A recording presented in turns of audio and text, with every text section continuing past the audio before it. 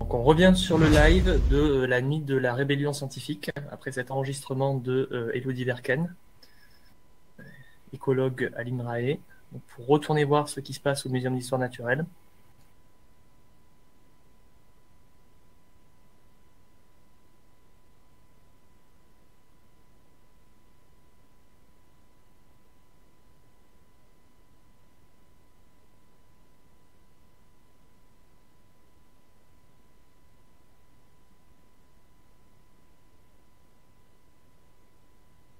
Donc des scientifiques en rébellion ainsi que les militantes et militants de Extinction Rébellion France sont sur place. Donc, l'occasion. Et je vais vous parler de dématérialisation, évidemment, parce que c'est le... Vous avez entendu parler de découplage de la croissance par rapport à l'utilisation de ressources. Donc, en fait, je pose une question. Est-ce que l'humanité peut s'échapper dans le métavers? Alors, pour commencer par un peu de littérature, il y a un petit nombre d'œuvres de fiction qui mettent en scène une situation où ce qui reste de l'humanité vit dans un monde dévasté, mais où d'une manière et d'une autre, elle arrive à s'échapper de cette réalité, de l'expérience quotidienne de la vie dans ce monde dévasté, soit par le moyen d'une stimulation chimique, comme dans le congrès de Stanislas Lem, soit par des simulations sensorielles implantées directement dans le cerveau, comme dans Matrix ou La Jetée. Voilà. Et dans ce genre, en fait, le roman le plus proche de nous, c'est le roman Ready Player One, qui en fait un film aussi, d'Ernest Cline, qui date de 2011, et qui est étrangement dérangeant par sa proximité avec une réalité qui a déjà commencé à émerger. Parce que là, on n'imagine pas des technologies qui n'existent pas encore, comme des implants cérébraux ou des drogues qui altèrent la perception du monde. Dans ce roman, on met en scène des personnages qui vivent dans une civilisation capitaliste qui est en train de finir doucement d'agoniser sur les débris du monde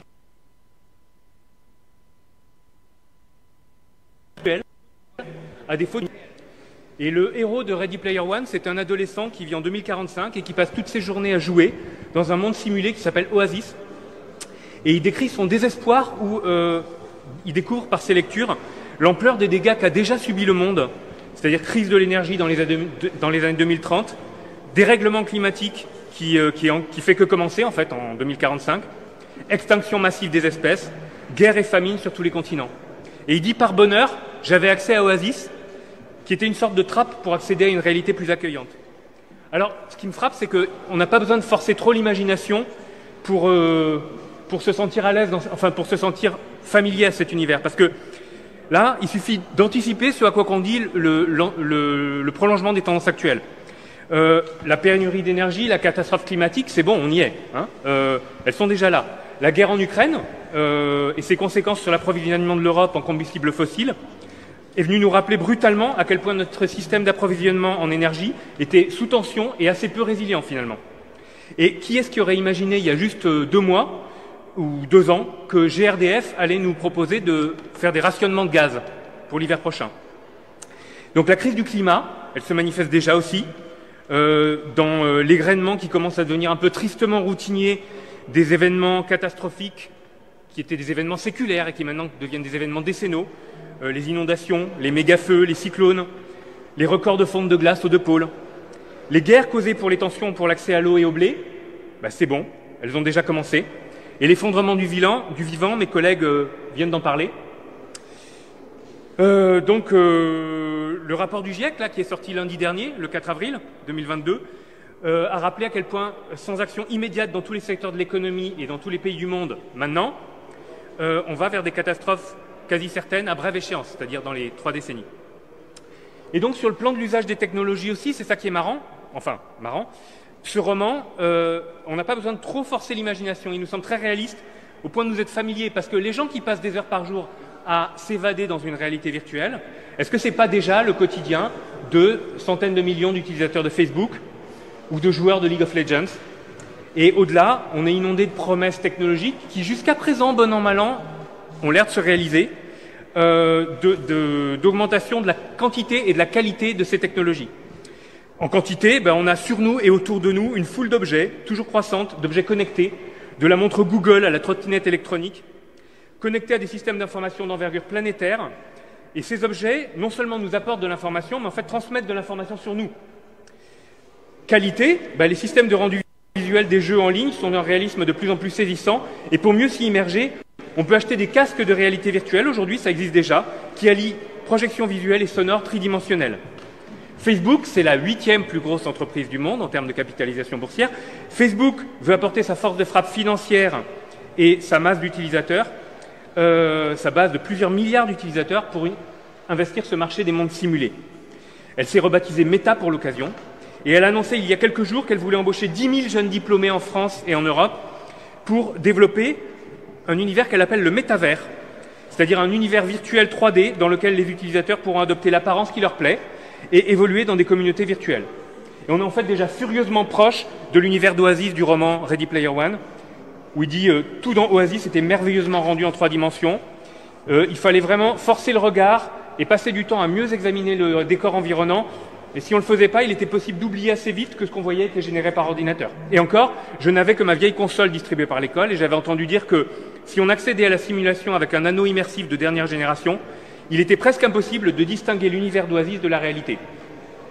Alors après tout, c'est la question que je pose, est-ce que c'est pas un peu le destin inévitable, un peu triste, mais peut-être un peu réconfortant après tout pour ceux qui le vivent, des enfants de notre civilisation, c'est-à-dire vivre dans un monde dégradé, mais avec un accès universel à un monde virtuel, immatériel, consolant, distrayant, plein d'animaux chatoyants, et où tout le monde est beau et fort. Alors, spoiler, comme disent les jeunes, ça ne va pas être possible. Ça ne va pas être possible parce que c'est un peu vite oublié que le monde numérique est tout sauf immatériel. Au contraire, il consomme des quantités gargantuesques de matière et d'énergie, et ces quantités croissent de manière déraisonnable chaque année. À l'heure actuelle, l'humanité fait une consommation orgiaque de réseaux numériques.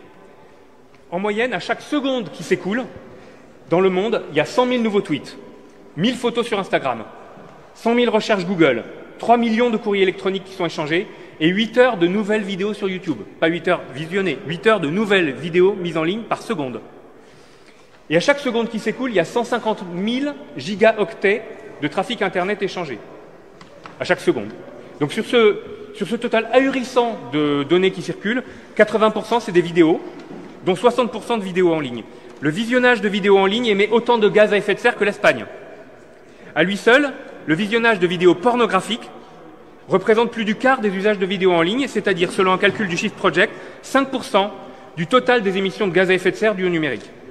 Chaque journée de l'année 2020, l'humanité a produit 5 hexaoctets de nouvelles données. Ça veut dire 5 milliards de gigaoctets de nouvelles données. C'est-à-dire qu'à chaque jour de 2020, l'humanité a produit autant de données que toutes celles qui avaient été accumulées entre le début de l'informatique et 2003. Alors si on rapporte ça au nombre d'êtres humains et au nombre de minutes dans une journée, ça veut dire que chaque individu vivant sur Terre en moyenne, l'individu moyen n'existe pas, mais chaque individu en moyenne a produit à chaque minute 100 mégaoctets de données, c'est-à-dire l'ordre de grandeur de toute la littérature grecque et latine archivée par la Digital Library, la Perseus Digital Library de l'université de Tufts. Mais, sauf que ce n'est pas des Iliades et des Énéides qui jaillissent à jet continu des canons à data que sont nos smartphones et nos ordinateurs. Ce sont des selfies, des streamings de jeux vidéo, des conversations en visio, des vidéos TikTok et des données de navigation et de géolocalisation.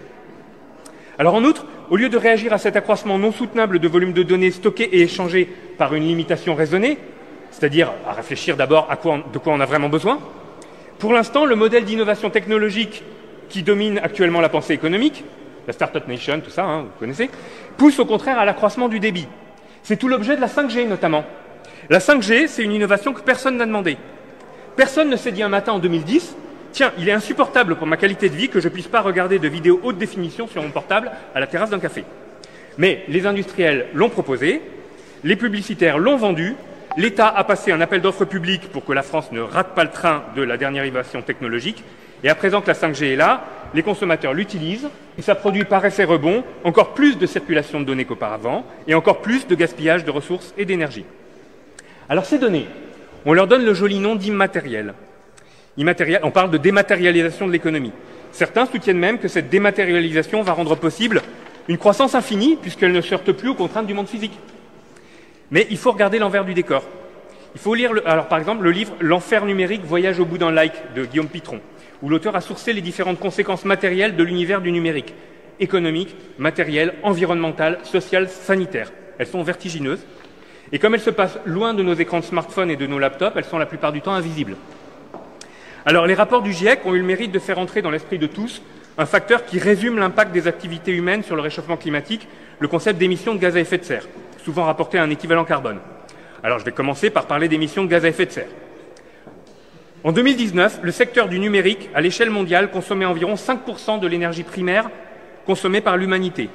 Alors comme la consommation d'électricité, c'est encore pour beaucoup des énergies fossiles, ça représente en fait 3,5% du total des émissions de gaz à effet de serre.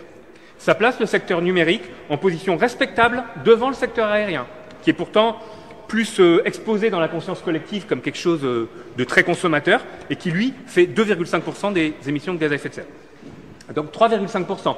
Alors vous pourriez vous dire 3,5%, c'est pas grand-chose, sauf que le problème avec le secteur du numérique, c'est qu'il croît jusqu'à présent de 6 à 7% par an. Tous mes chiffres sont sourcés, hein, je ne vous lis pas les références biblio, mais bon. Donc 6 à 7% par an, ça veut dire un doublement tous les 10 ans. Et ce taux lui-même, pour l'instant, ce taux de croissance lui-même ne cesse d'augmenter, parce qu'il est tiré par de nouveaux usages qui augmentent tous les ans, comme le cloud, la vidéo à la demande, l'explosion des jeux multijoueurs en ligne, ou le minage de crypto-monnaies. Le minage de crypto-monnaies, cette belle invention qui est en croissance de 40% par an. Alors, comment on peut bouffer autant d'énergie? Vous allez vous dire, en tant qu'utilisateur, vous dites, comment ça se fait que mon ordinateur brûle autant d'énergie alors que je l'éteins la nuit? Comment ça se fait que mon portable brûle autant d'énergie alors que c'est un petit machin qui consomme très peu d'électricité, que je recharge en 1 heure toutes les 24 heures? Eh bien, alors, voyez-vous, le problème de l'impact des ressources numériques, c'est pas tant dans votre ordinateur ou dans vos smartphones que côté serveur. C'est invisible, c'est dans ce qu'on appelle les centres de données. Si vous laissez, comme beaucoup de gens le font, si vous laissez vos emails avec leurs pièces jointes s'accumuler chez Google, si vous stockez vos fichiers sur votre Dropbox ou sur votre OneDrive Microsoft, si vous avez un long historique Facebook, si vous envoyez des photos et des vidéos en ligne sur WhatsApp, si vous enregistrez vos réunions Zoom, vous faites partie des utilisateurs qui produisent les 5 milliards de nouveaux gigaoctets qu'on produit par jour. Et ces données, elles sont stockées quelque part. Elles sont dans des data centers. Les data centers, c'est des immeubles remplis d'ordinateurs en batterie qui enregistrent la futile mémoire de l'humanité de 2022, c'est-à-dire ces TikTok, ces Snapchats, ces likes, ces clashs, ces buzz de plateau télé qui sont retweetés 2000 fois chacun. Ces données sont même stockées par précaution, plutôt 2 fois qu'une, parce que l'utilisateur de numérique contemporain déteste la possibilité de ne pas pouvoir accéder à ces données immédiatement, même en cas de panne. Alors un data center, il faut se représenter ce que c'est. En général, c'est caché, c'est une monstruosité écologique. Un data center, ça contient de quelques milliers à plusieurs millions d'ordinateurs qui tournent en permanence en même temps. Les data centers géants, ce qu'on appelle les hyperscale, il y en a environ 600 dans le monde, c'est le cœur du monde numérique. C'est ceux qui stockent les données des traitements cloud. Elles sont déléguées par les utilisateurs privés ou alors les compagnies du numérique elles-mêmes à des très grosses compagnies qui sont spécialisées là-dedans et à qui on délègue ce rôle. Microsoft, Amazon Web Services, Equinix, Interxion. Alors un de ces centres data centers géants vient d'être construit à la Courneuve, sur d'anciens terrains industriels qui couvrent 40 000 mètres carrés. Il déploie une puissance de 20 mégawatts, c'est-à-dire la puissance d'une petite centrale hydroélectrique. Et il se déclare, bien évidemment, j'ai regardé la page web, 100% vert. Dans toute la Seine-Saint-Denis, les data centers envahissent les friches industrielles et ils en occupaient en 2021 140 000 mètres carrés. Et c'est un nombre qui est en croissance constante. Les data centers consomment des quantités importantes d'électricité. À Amsterdam, ils consomment 10% d'électricité de l'agglomération. À Paris, certains experts anticipent que les data centers géants de la métropole pourraient capter le quart de l'électricité du Grand Paris. À Dublin, cette proportion pourrait même atteindre la moitié. Aujourd'hui, les data centers représentent 1/5 de la consommation d'électricité du secteur numérique. Mais selon les projections du scénario de poursuite de la croissance du secteur, suivant les tendances actuelles, il pourrait en représenter 1/3 en 2030. Alors une telle gourmandise énergétique, ça se convertit en chaleur.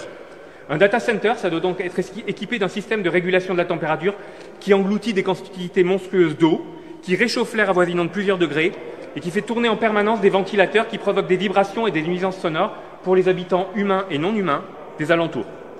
Les data centers installés dans les régions du sud-ouest des États-Unis, à la fois par l'eau qui consomme directement et indirectement par l'énergie hydroélectrique, contribuent à accentuer le stress hydrique de régions qui sont déjà quasi désertiques. Et puis en plus, pour leur climatisation, dans les pays chauds et tempérés, les data centers utilisent massivement des systèmes de refroidissement au gaz fluoré. Les gaz fluorés, je ne sais pas si vous en avez entendu parler, c'est des gaz qui représentent pour l'instant que 1% des émissions de gaz à effet de serre en volume, mais qui représentent, selon le dernier rapport du GIEC, le potentiel de croissance le plus élevé de tous les gaz à effet de serre et qui ont un pouvoir réfléchissant de forçage radiatif de 2000 à 20 000 fois plus élevé que le CO2. Alors, pour assurer une disponibilité totale 100% du temps, même en cas de défaillance du réseau électrique, les data centers sont redondants, ils sont dupliqués, et ils sont en plus équipés de générateurs de secours qui fonctionnent au diesel ou au fioul, et même de gigantesques batteries au plomb qui peuvent prendre le relais entre le moment d'une éventuelle panne d'électricité et le déclenchement des générateurs de secours. Les États-Unis et la Chine, qui représentent la moitié des data centers dans le monde, ont tendance à les implanter de plus en plus dans les régions froides, où la climatisation est en quelque sorte gratuite.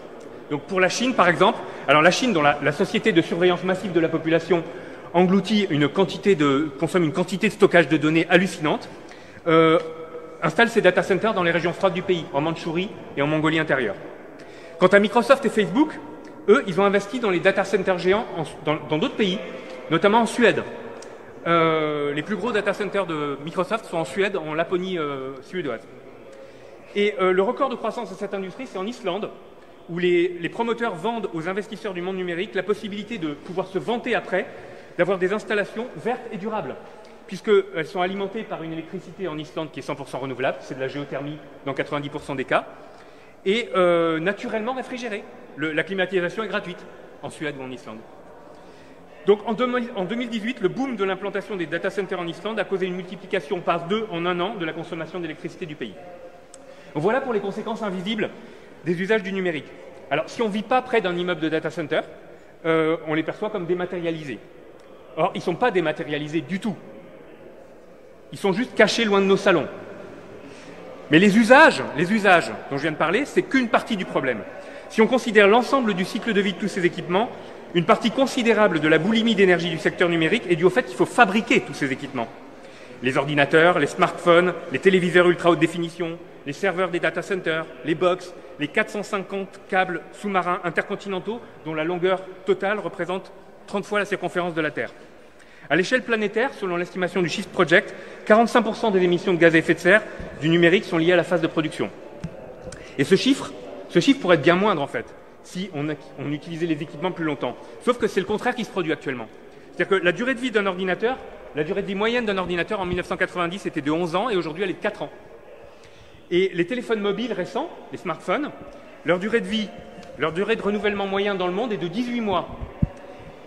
En France, un jeune adulte entre 18 et 25 ans a déjà possédé en moyenne 4 à 5 smartphones différents.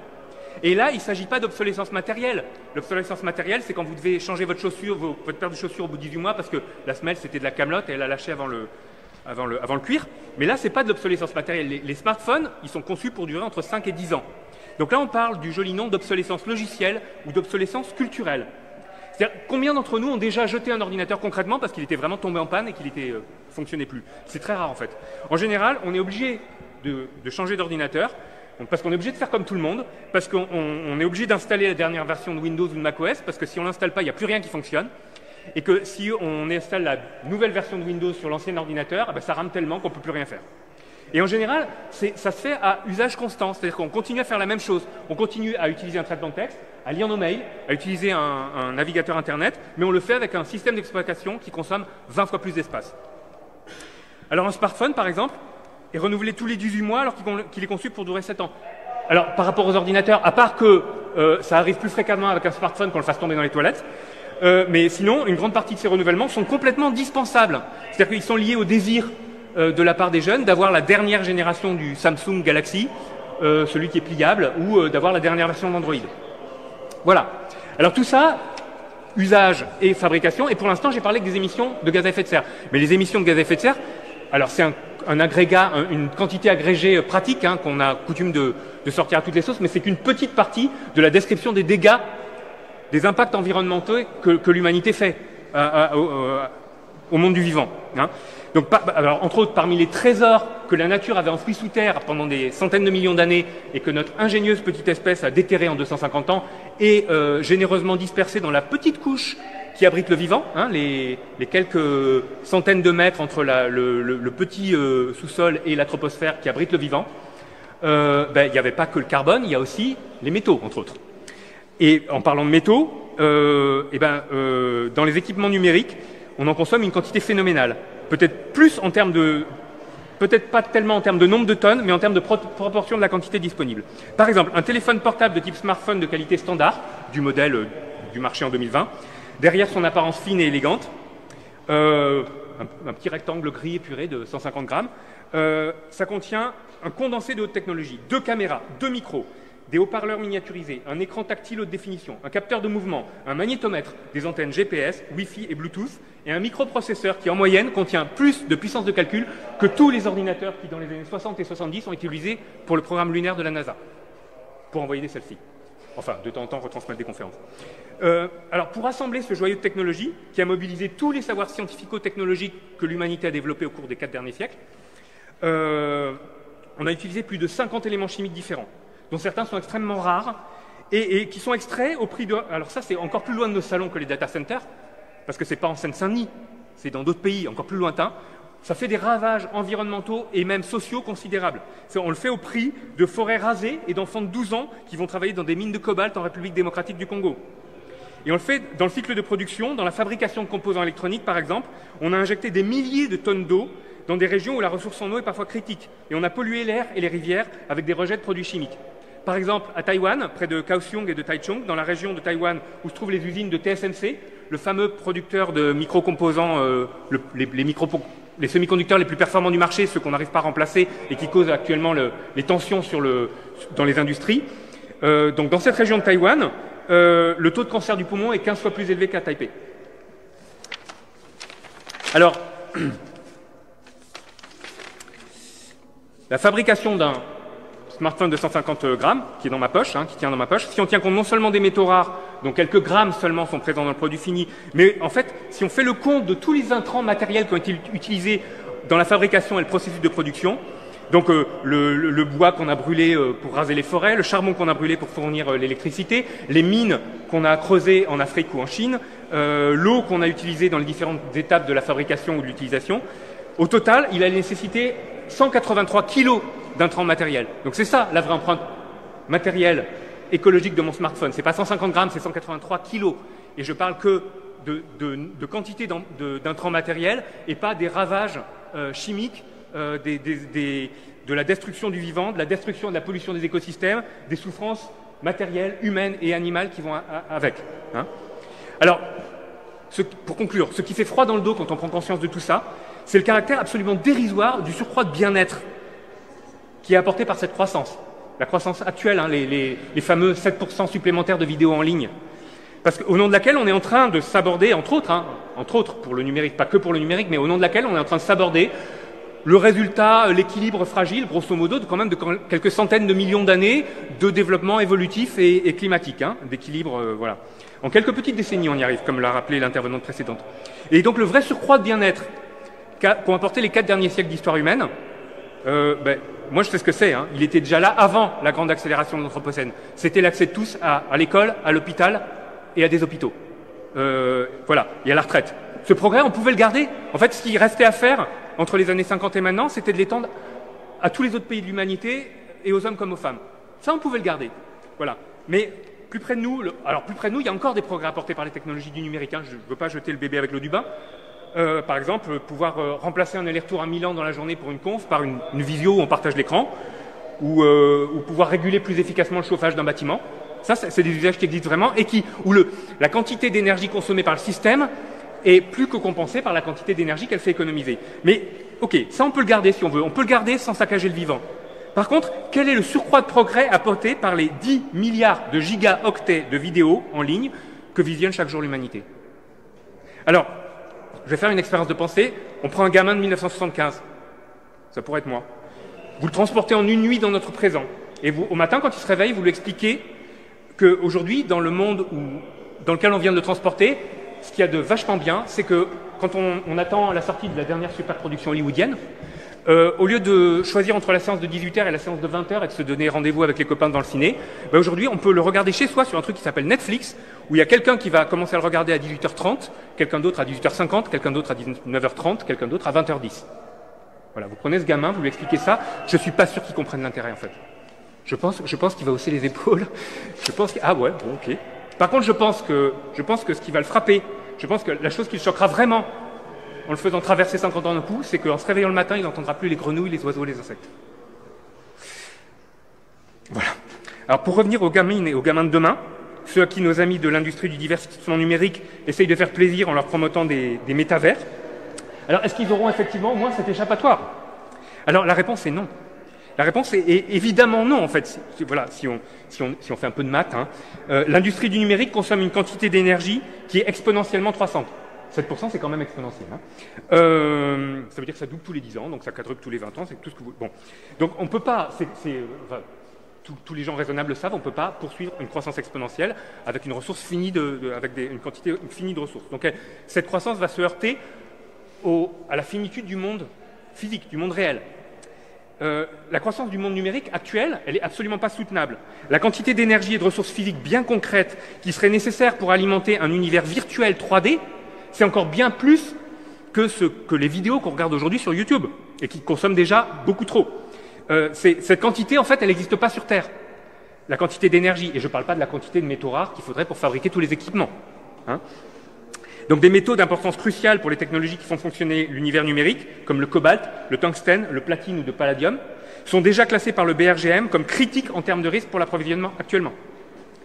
La quantité d'énergie nécessaire pour faire fonctionner ce parc de machines, elle ne peut pas matériellement doubler en 10 ans. Et la tendance, qui est la tendance de ces 5 dernières années. Parce qu'on manque déjà d'énergie en 2022, on vous dit de couper le chauffage. Donc voilà. Donc le métavers, c'est juste un fantasme d'évasion de milliardaires qui détourne notre attention des décisions bien plus simples et bien plus fortes qu'il faudrait prendre collectivement tout de suite pour sauver ce qu'on peut sauver de notre planète et du monde vivant. Au même titre que le projet, j'aurais pu en parler, de l'expédition martienne d'Elon Musk, hein, qui, pour un caprice d'enfant gâté, un triste caprice, parce qu'elle allait finir sa vie tout seul sur Mars sans oxygène, bon, pour un triste caprice d'enfant gâté, va engloutir 75 milliards de dollars, c'est-à-dire les 3/4 de ce que les Nations Unies estiment nécessaire pour le fonds de mitigation, d'adaptation des pays exposés aux risques climatiques. Les 3/4 pour envoyer une quinzaine de boucs sur Mars. Donc c'est juste pas possible en fait. Donc il n'y aura pas de paradis technologique virtuel et il n'y en aura pas. Alors c'est pas parce que je dis qu'il faut décider qu'il n'y en aurait pas, parce que c'est pas bien. Il n'y en aura pas de toute façon parce que c'est matériellement pas possible. Et ça dépend pas de notre décision ni individuelle ni collective. Par contre, je sais qu'il y a une chose qui dépend de notre décision, au moins collective. C'est de quelle manière on va y renoncer. Est-ce qu'on va y renoncer tout de suite de manière raisonnée et maîtrisée en se disant bon, on va commencer à réfléchir à ce dont on a vraiment besoin, et puis on va réfléchir à nos besoins fondamentaux, qui, grosso modo, pour résumer, consistent à vivre décemment dans un monde décent, avec d'autres êtres humains. Ou alors, est-ce qu'on décide plutôt involontairement de renoncer à ça, mais involontairement, c'est-à-dire en continuant à courir avec un bandeau sur les yeux vers le précipice. Qu'est-ce qu'on veut? En fait, c'est ça qu'il faut dire à tout le monde. Qu'est-ce qu'on veut? Est-ce qu'on veut maintenant un peu plus de 5G, et puis laisser à nos enfants dans 30 ans un monde inhabitable? Ou est-ce qu'on veut faire le choix de leur laisser un monde sans Facebook, mais avec encore des écoles et des hôpitaux? C'est possible. Un monde sans Netflix, mais avec encore des guitares. Un monde sans jeux multijoueurs en réseau, mais avec encore des ballons. Et un monde sans avatar de licorne multicolore dans le métavers, mais avec encore des oiseaux. Voilà, ça c'est la vraie question. Merci.